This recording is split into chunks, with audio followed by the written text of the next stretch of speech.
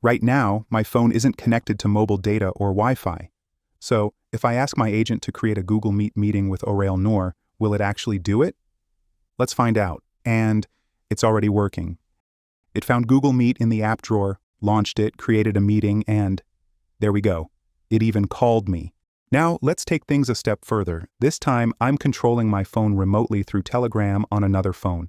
I'm sending it a command to place an order for me on Zepto, and there it goes again. It opened Zepto, navigated to my cart, reviewed the items, and even handled the checkout process on its own. Holy Jesus! What is that? It actually placed the order for me. I genuinely couldn't believe it. It's been around 20 minutes now, and the delivery guy is calling me. He's already at my door. Let me grab my order, and here it is. I still can't believe how cool this is. I literally placed an order from Telegram without even touching my phone. And that's not all. This agent can connect me to a VPN, record voice notes, take photos, send them to someone, and perform countless other tasks completely on its own. Now, you're probably wondering, okay, that's really cool, but what exactly is this? This isn't one of those viral AI agents you've seen online. It's simply an Android app powered by an AI model. I built this app and kept it open source. It uses Android's built-in accessibility service to understand what's happening on your screen and interact with your phone just like a human would. Watch this video until the end because I also have a surprise for you. But first, a quick word from today's sponsor. Since I work at a startup, make YouTube videos, and spend half my day on GitHub, my tasks are always scattered across different apps. That's why I've been using Akiflow. It pulls everything from apps like Gmail, Slack, Notion, GitHub, and my calendar into one inbox. Then I just drag tasks onto my calendar to plan my day. It also has an AI copilot called Aki. If I need to block time for something, like a meeting or a doctor's appointment, I can just tell it what I need, and it helps organize my schedule automatically. It also shows how much time you're actually spending on different tasks, which is useful because it's easy to underestimate where your day goes. One new feature they recently launched is MCP support. If you use AI tools like Claude, ChatGPT, or Cursor, you can connect them directly to Akiflow. The setup only takes a minute. Just copy the MCP server URL from Akiflow, add it as a connector in your AI client, and you're good to go. After that, your AI assistant can create tasks, check your inbox, and manage your calendar without you switching between apps. If you're looking for a cleaner way to stay organized, Akiflow is definitely worth checking out. It works across Windows, Mac, Android, and iPhone, and you can try it free for 7 days using the link in the description. Now let's get back to the video. To get this working on your phone, open your browser and search for my GitHub profile, just like I'm doing here. Open the private agent repository. Scroll down to the releases section and download the ARM64 app. While that's downloading, go back to my repositories and open another project called Cross-Platform LLM Client. Again, open the releases section and download the ARM64 app.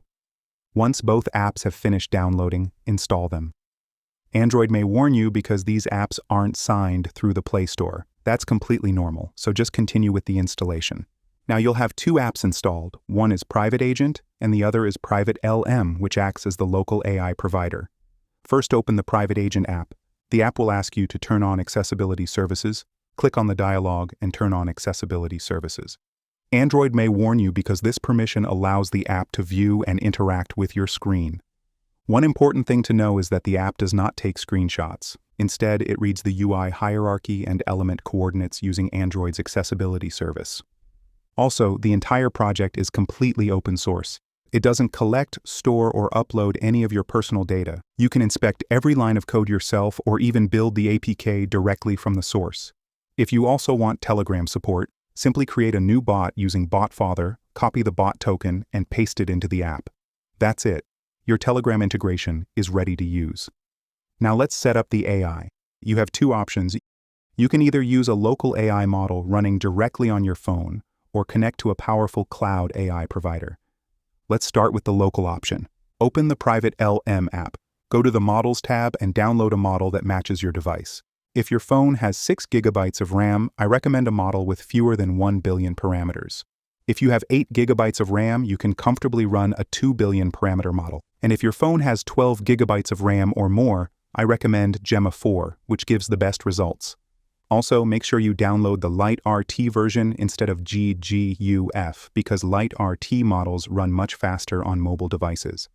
Once the model has finished downloading, open the Settings tab and change the system prompt to something simple, like Be Precise. We'll provide the actual system prompt from the Private Agent app. Now load the model into memory. Once it's ready, open the Server tab and start the local server. You can enable an authentication key if you want, or simply leave it disabled.